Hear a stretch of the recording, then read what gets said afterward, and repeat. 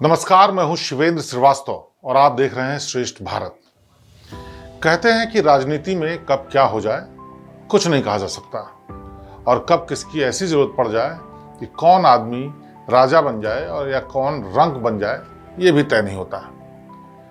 आज की कहानी कुछ ऐसी ही है, एक ऐसे शख्स की कहानी जिसका नाता विवादों से है, सियासत से है, रजवाड़े से है और तमाम उन चीज़ों से है जो किसी भी चीज़ को बेहद मसालेदार और चर्चित बना देती हैं। कहते ये भी हैं कि केंद्र की राजनीति का रास्ता उत्तर प्रदेश से ही होकर जाता है।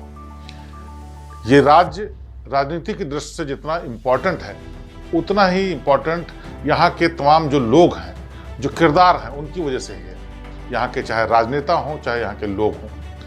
यूपी में नेताओं का जब भी जिक्र आता है तो अक्सर कई नाम ऐसे आने लगते हैं जो सियासत को बनाते और बिगाड़ते हैं। ये भले ही सियासत के लिहाज से बहुत बड़े चेहरे ना हों, लेकिन उनका होना या ना होना बहुत इंपॉर्टेंट रखता है। ऐसे लोगों को कई बार बाहुबली भी कहा जाता है। ऐसे ही नेता हैं एक बाहुबली नेता जिनका नाम है रघुराज प्रताप सिंह उर्फ राजा भैया। आप सोचेंगे राजा भैया की कहानी आज क्यों? दरअसल राजा भैया इस वक्त बेहद खास हो रहे हैं, सियासत के लिहाज से बेहद चर्चित हो गए हैं, क्योंकि चाहे समाजवादी पार्टी हो चाहे भारतीय जनता पार्टी, सबको राजा भैया की ज़रूरत है। और वो ज़रूरत इसलिए भी है क्योंकि राज्यसभा के चुनाव हैं और उनके सदस्यों के चुनाव के लिए बीजेपी ने पेंच फंसा दिया है। बीजेपी ने संजय सेठ को आखिरी वक्त में मैदान में उतार दिया और समाजवादी पार्टी के लिए मुश्किल खड़ी कर दी है, क्योंकि समाजवादी पार्टी ने 3 कैंडिडेट खड़े किए थे।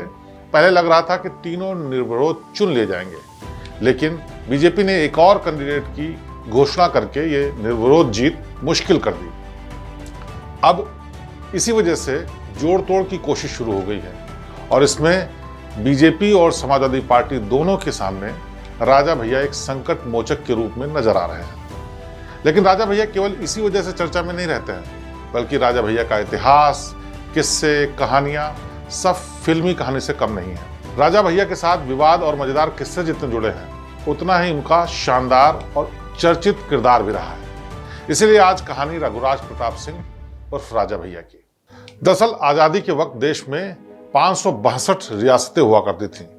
इन्हीं में से एक रियासत थी, उसका नाम था भद्री रियासत। यूपी के प्रतापगढ़ जिले में ये भद्री रियासत आती है और राजधानी लखनऊ से करीब 150 किलोमीटर दूर है ये रियासत। आज़ादी के बाद जब देसी रियासतों का भारत में विलय शुरू हुआ तो राजा राय बजरंग बहादुर सिंह भद्री की गद्दी पर बैठे हुए थे। स्वतंत्रता सेनानी बजरंग बहादुर सिंह ने ही पंतनगर कृषि विश्वविद्यालय की नींव रखी थी और बाद में वो हिमाचल के राज्यपाल बन गए थे। भद्री के नरेश बजरंग बहादुर सिंह की कोई संतान नहीं थी। उन्होंने अपने भतीजे उदय प्रताप सिंह को गोद में ले लिया और अपना उत्तराधिकारी घोषित कर दिया। दून स्कूल में उदय प्रताप सिंह पढ़े थे और आरएसएस और विश्व हिंदू परिषद का हिस्सा भी रहे थे। 31 अक्टूबर 1967 को उदय प्रताप सिंह के घर में एक बेटे का जन्म हुआ और उसका नाम रखा गया रघुराज प्रताप सिंह। राजाओं के खानदान में पैदा हुआ था, रियासत थी, इसलिए रघुराज प्रताप सिंह के साथ नाम लग गया राजा भैया। पिता थे भद्री रियासत के राजा। राजा भैया का जन्म 31 अक्टूबर 1967 को कोलकाता में हुआ था। राजा भैया के पिता प्रतापगढ़ की भद्री रियासत के उत्तराधिकारी बने थे, यानी रघुराज प्रताप सिंह चांदी की चम्मच लेकर ही पैदा हुए और उनकी दबंगई उनके खून में थी। राजा भैया की तरह उनके पिता का कद भी प्रतापगढ़ में काफी ऊंचा रहा, काफी चर्चित थे और हमेशा खबरों में रहते थे। खासकर जब इंदिरा गांधी का शासन था तो उदय प्रताप सिंह काफी चर्चा में रहे। दरअसल उदय प्रताप की भद्री रियासत प्रतापगढ़ में जो है, कांग्रेस की पारंपरिक गढ़ रायबरेली से बहुत करीब है और इसीलिए इंदिरा गांधी की इस इलाके में खासी दिलचस्पी हमेशा रही। 1974 में राजा भैया के पिताजी उदय प्रताप सिंह ने अपनी रियासत को एक अलग राज्य घोषित कर दिया। ये बात तब दिल्ली तक पहुंची। उस समय प्रधानमंत्री इंदिरा गांधी ने तुरंत सेना की एक टुकड़ी प्रतापगढ़ भेज दी। कहते हैं तब से लेकर आज तक राजा भैया के परिवार की कांग्रेस से दूरी ही रही और ये बहुत बड़ी वजह थी। कांग्रेस से अलगाव की एक वजह और भी थी। उदय प्रताप सिंह आरएसएस से जुड़े हुए थे। हालांकि राजा भैया के दादा बजरंग बहादुर सिंह हिमाचल प्रदेश के राज्यपाल रहे, उनका कांग्रेस से अच्छा तालमेल था, लेकिन उदय प्रताप सिंह और राजा भैया का कांग्रेस से कभी अच्छा तालमेल नहीं रहा। राजा भैया बेशक शाही परिवार से रहे और उनके परिवार की राजनेताओं से हमेशा नजदीकियां रही, लेकिन उनके पिता कभी कोई भी राजनीतिक पार्टी में शामिल नहीं हुए। राजा भैया ने 1993 में पहली बार राजनीति में कदम रखा। कहते ये भी हैं कि राजा भैया के पैदा होने से पहले ही उनके पिता के गुरु थे देवराहा बाबा। उन्होंने बेटा पैदा होने की भविष्यवाणी कर दी थी, इसीलिए ताउम्र वो और राजा भैया खुद भी देवराहा बाबा को मानते रहे। उस वक्त अटल बिहारी वाजपेयी जैसे बड़े नेता भी देवराहा बाबा के सामने सिर झुकाते थे। राजा उदय प्रताप सिंह एक बार अपनी पत्नी के साथ देवराहा बाबा के आश्रम में देवरिया गए। तभी उन्होंने उदय प्रताप को यह बताया कि जल्द ही उनके घर में एक बेटा होगा। राजा भैया का नाम रघुराज प्रताप सिंह खुद बाबा देवराहा ने ही रखा था और बाबा ने सबसे पहले उन्हें राजा बुलाना शुरू किया, क्योंकि वो राजाओं के खानदान में पैदा हुए और उन्होंने आशीर्वाद भी दिया कि तुम राजा की तरह रहोगे। लिहाजा तब से राजा भैया किसी भी बड़े काम से पहले देवरिया के आश्रम में जरूर जाते हैं, देवराहा बाबा को मानते हैं और उन्हीं की तमाम चीजों को फॉलो भी करते हैं। राजा भैया की पढ़ाई लिखाई ज्यादातर इलाहाबाद में हुई। सबसे पहले नारायणी आश्रम में उन्होंने स्कूल में दाखिला लिया। बाद में इलाहाबाद के स्काउट और गाइड स्कूल से उन्होंने आगे की पढ़ाई की। लखनऊ यूनिवर्सिटी में भी राजा भैया ने पढ़ाई की और वहां से ग्रेजुएशन किया। राजा भैया को बचपन से ही राजाओं वाले शौक भी थे। घुड़सवारी का काफी शौक था, इसीलिए आज भी खाली वक्त में राजा भैया ज्यादातर घुड़सवारी करते हैं। इसके अलावा निशानेबाजी, इसके अलावा और दूसरे खेलों में भी राजा भैया की वैसी ही रुचि है। राजा भैया को एक और शौक है, वो ये कि वो एयरक्राफ्ट उड़ाने का बहुत शौक रखते हैं। एक बार प्लेन उड़ाते उड़ाते राजा भैया बाल बाल बचे, लेकिन फिर भी ये शौक राजा ने कभी नहीं छोड़ा और उसी का नतीजा ये है कि जब भी उनको मौका मिलता है आज भी एयरक्राफ्ट उड़ाने की कोशिश करते हैं। इसके बाद राजा भैया की शादी बस्ती की राजकुमारी भानवी सिंह से हुई और दोनों के 4 बच्चे हुए, 2 बेटे और 2 बेटियां। बेटों का नाम शिवराज सिंह और ब्रजराज सिंह, जबकि बेटियां राघवी और ब्रजेश्वरी। बेशक रघुराज प्रताप सिंह राजा भैया राष्ट्रीय ठाट बाट के साथ रह रहे थे, लेकिन उनकी रुचि राजनीति में थी। राजा भैया के राजनीतिक जीवन की बात अगर करें तो उसकी शुरुआत होती है 1993 से। इसी साल पहली बार राजा भैया ने प्रतापगढ़ की कुंडा सीट से निर्दलीय चुनाव लड़ा और उस वक्त कांग्रेस के नियाज हसन उस सीट पर दबदबा रखते थे। नियाज कुंडा से 6 बार जीत चुके थे, लेकिन इस बार उनका पाला रघुराज प्रताप सिंह से पड़ने वाला था। 26 साल के उस वक्त राजा भैया थे, न अकेले सिर्फ लड़े बल्कि निर्दलीय लड़के नियाज हुसैन को चुनौती दी और जीत गए। राजा भैया पहली बार कल्याण सिंह सरकार में कैबिनेट मंत्री बने। उसके बाद एक बार फिर बीजेपी सरकार में 1999 में स्पोर्ट्स के मिनिस्टर बने, युवा कल्याण के मंत्री बने। इसी दौरान राजनाथ सिंह के बेहद करीब होने की वजह से राजनाथ सिंह का आज भी उनको खास माना जाता है। 2004 में जब समाजवादी पार्टी की सरकार बनी तो रघुराज प्रताप सिंह यानी राजा भैया समाजवादी पार्टी में मिल गए और खाद्य और रसद के मंत्री बन गए। ये वो दौर था जब राजा भैया का कद धीरे धीरे बढ़ रहा था। उत्तर प्रदेश में उनकी दबंगई के जलवे थे। एक तरफ वो सियासी ताकत बढ़ा रहे थे, दूसरी तरफ अपराध से भी नाता खत्म नहीं हो रहा था। कहा यह जाने लगा कि राजा भैया की पैरेलल गवर्नमेंट चलती है। कई मामले जो उनके सामने आते हैं उनका फैसला रघुराज प्रताप सिंह राजा भैया अपनी रियासत के महल में करते हैं और वो जो फैसला करते हैं उसके बाद कोई उसको टाल नहीं सकता। लेकिन रघुराज प्रताप सिंह के बुरे दिन शुरू हुए तब जब मायावती की सरकार आई। 2002 में बीजेपी और बहुजन समाज पार्टी ने मिलकर सरकार बनाई। इसी दौरान राजा भैया पर झांसी के पूर्व विधायक पूरन सिंह बुंदेला के अपहरण का आरोप लग गया। राजा भैया पर पोटा के तहत कार्रवाई शुरू की गई और 2.5 साल तक जेल में रहना पड़ा। हालांकि बाद में उनके ऊपर से पोटा का कानून हटा दिया गया। उनकी बेटी कोठी में छापेमारी भी की गई। बाद में इस तरह की अफवाहें भी सामने आई कि उनके आंगन में बने तालाब में नरकंकाल और हथियार मिले हैं। इस तालाब को लेकर कई किस्से कहानियां भी जुड़े हुए हैं। इस तरह की बातें भी सामने आई कि तालाब में मगरमच्छ रखे गए हैं और राजा भैया अपने दुश्मनों को मौत देने के लिए इसी तालाब में डाल देते हैं और मगरमच्छ उनकी लाश को सफाचट कर जाते हैं। एक बार प्रधानमंत्री चंद्रशेखर से मिलने राजा भैया पहुंचे। उसी दौरान लालू प्रसाद यादव भी वहां पहुंच गए। रघुराज प्रताप को लालू यादव से मिलवाया गया। फिर राजा भैया वहां से निकल गए। तब लालू यादव ने चंद्रशेखर से पूछा क्या ये वही राजा भैया है जो अपने आंगन में तालाब में मगरमच्छ पालते हैं? फिर क्या था?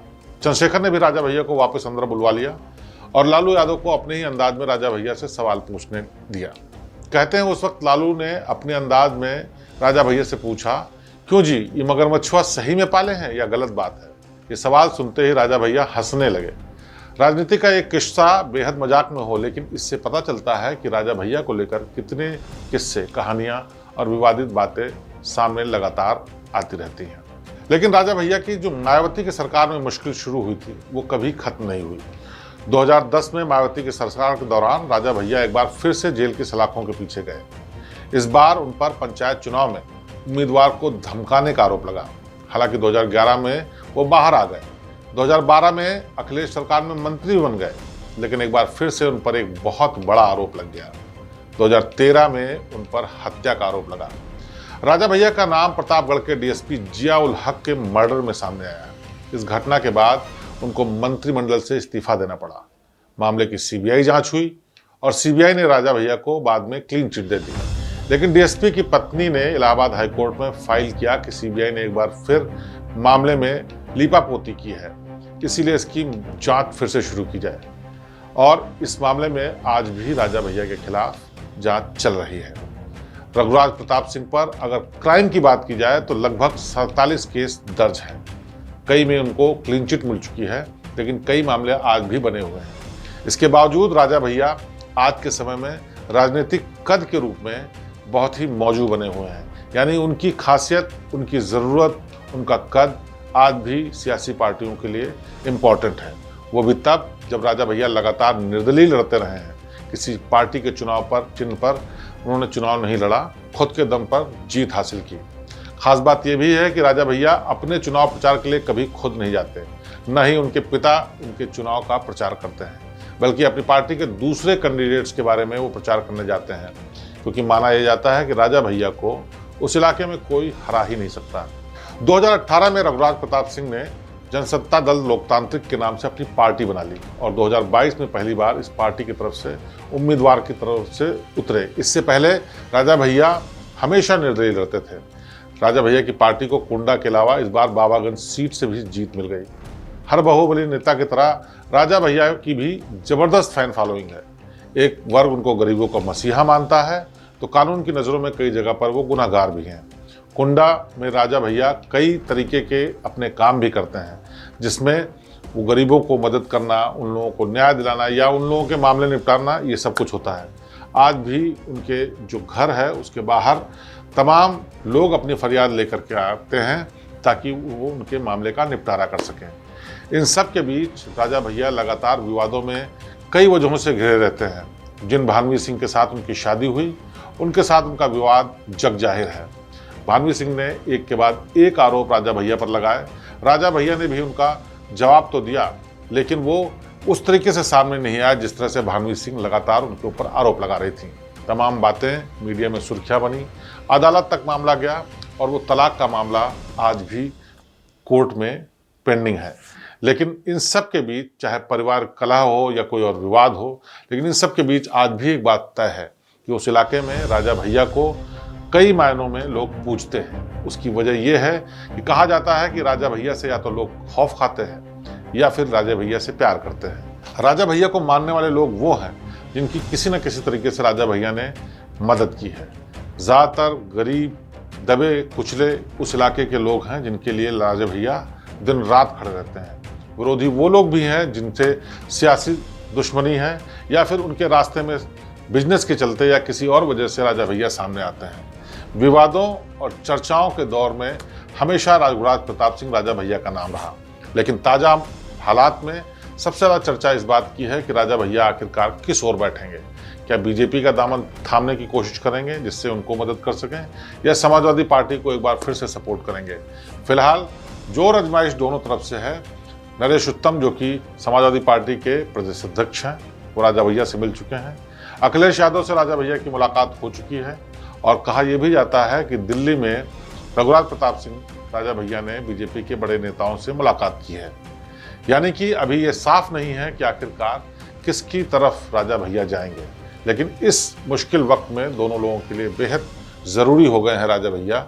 शायद रघुराज प्रताप सिंह राजा भैया की यही खासियत है कि सालों साल तक निर्दलीय लड़ने के बाद न सिर्फ वो मंत्री बने, बल्कि आज की तारीख में भी जब गला काट प्रतियोगिता हो रही है राजनीति में, तब भी रघुराज प्रताप सिंह का नाम गाहे बगाहे सामने आ ही जाता है, सियासत में जरूरी बनकर। तो आज की कहानी रघुराज प्रताप सिंह राजा भैया की, जो कि भद्री रियासत के राजा कहलाए जाते थे और जिनकी अपनी एक तरीके से पैरेलल सरकार चलती है। विवादों और चर्चाओं में हमेशा जिनका नाम रहा और आज की तारीख में कई सियासी पार्टियां उनकी तरफ देख रही हैं कि शायद राजा भैया मदद कर दें तो उनकी राज्यसभा की सीट निकल जाए। अगली बार फिर किसी चर्चित हस्ती या खास खबर के साथ, खास कहानी के साथ आपके सामने पेश होंगे। तब तक मुझे दीजिए इजाजत। नमस्कार।